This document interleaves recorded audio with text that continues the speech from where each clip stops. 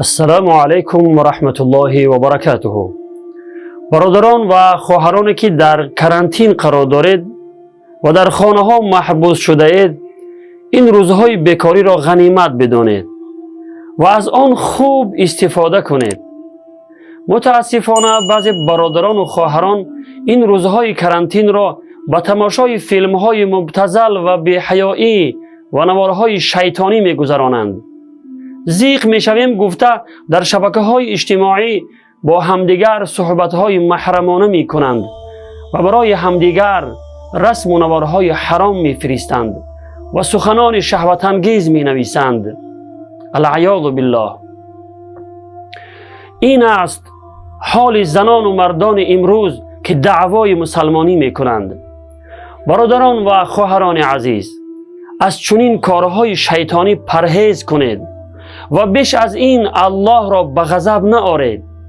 همین ویروس مرگاور به سبب گناهان به ما نازل شده است.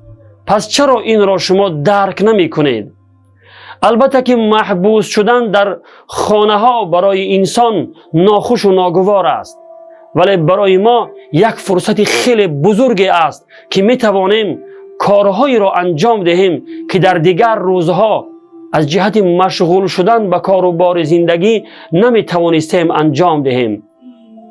می توانیم با ذکر و دعا، استغفار و مناجات و نماز شب رو به درگاه الله بیاوریم.